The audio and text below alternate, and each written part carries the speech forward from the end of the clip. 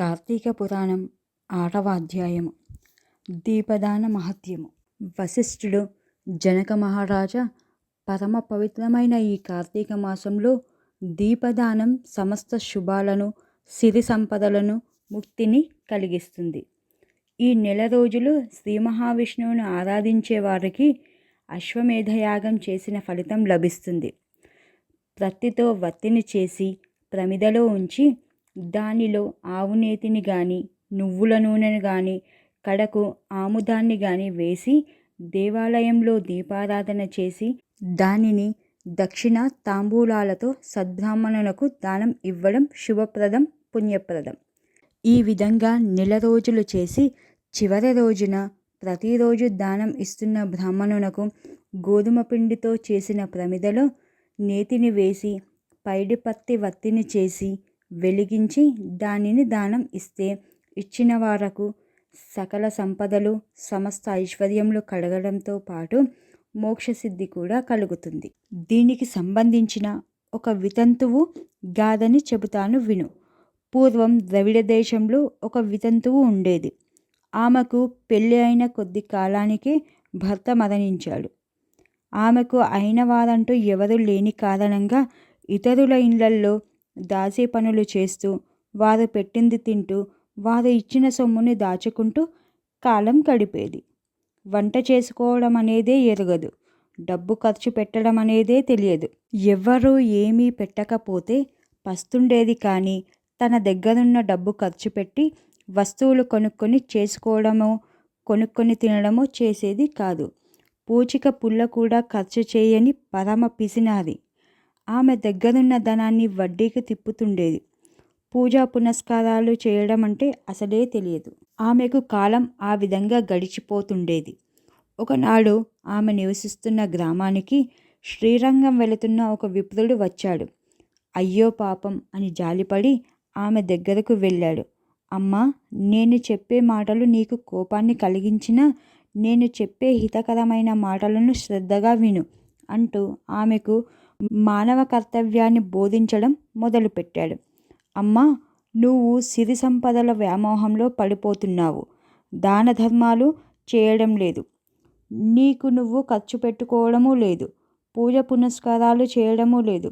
నువ్వు జీవితాన్ని వృధా చేసుకుంటున్నావు. రాక రాక వచ్చిన మానవ జన్మను పాడు చేసుకోక నీకు నా అనేవారెవ్వరూ లేదు కదా. ఎవరి కోసం అంత ధనాన్ని కూడబెడుతున్నావు? అమ్మా, ఈ శరీరం మాంసము ఎముకలతో చేసిన గూడు. ఇది ఎల్లకాలము ఉండదు, అశాశ్వతమైనది. ఎప్పుడో ఒకరోజు ఈ ప్రాణాలు అనంతవాయువులో కలిసిపోతాయో తెలియదు. అటువంటి శరీరం కోసం పనికిరాని ప్రాకులాట దేనికోసం? ఈ లోకంలో నీకు ఏమి సుఖముంది? ఎవరు పెడతారు? ఎవరి వలన డబ్బు ఏ విధంగా ఎంత సంపాదించాలనే తాపత్రయమైతే ఉంది. కానీ వాని వలన నువ్వు సుఖపడేది ఏముంది? నిప్పుల్లో పడిన మిడతలాగా ఈ శరీరం. శరీరంలోని జీవుడి గతి ఏమిటి? ఈ శరీరంతో చేసిన పనుల వలన వచ్చే ఫలితాలుగా అనేక జన్మలు ఎత్తడం, ప్రతి జన్మలోనూ జీవిత పోరాటం. జీవికి అదే నా లక్ష్యం. అజ్ఞానం అనే చిమ్మ చీకటిలో పడి జీవితాన్ని నిష్ప్రయోజనం చేసుకుంటున్నావు. కూడబెట్టిన సొమ్ముతో దాన ధర్మాలు చేయి. నీ వరకు నువ్వు అనుభవించు. భగవంతుణ్ణి ఆరాధించు. అతడి సేవలో కాలం గడుపు. నిరంతరం భగవంతుణ్ణి ధ్యానిస్తూ తరించు. 10 మందిలో నువ్వు బ్రతికి ఉండగా మంచి పేరు సంపాదించుకొని సుఖంగా ఉండు. ఇది పుణ్యప్రదమైన కార్తీక మాసం. ఈ మాసంలో చేసిన ఏ సత్కార్యమైనా పుణ్యాన్ని ప్రసాదిస్తుంది, మంచి ఫలితాన్నిస్తుంది. దీపదానం చెయ్యు, మోక్షం లభిస్తుంది నీకు అని చెప్పి దీపదానం చేసే విధానాన్ని బోధించి ఆ విప్రుడు శ్రీరంగానికి వెళ్ళిపోయాడు.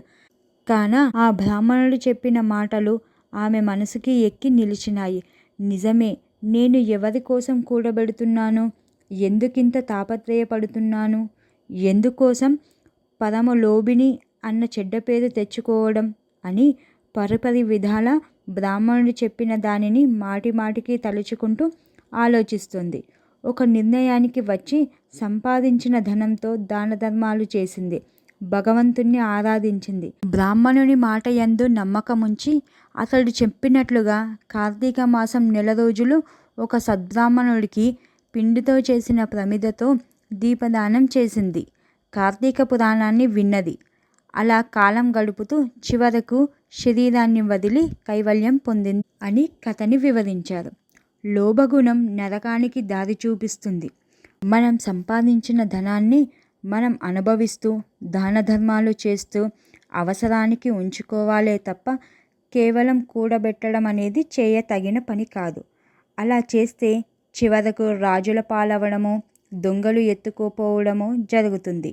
అలా కాక సంపాదించిన దానిని సద్వినియోగం చేసుకోవాలని ఈ వితంతువు కథ మనకి తెలియజేస్తుంది. కార్తీక పురాణం 6వ రోజు పారాయణం సమాప్తం.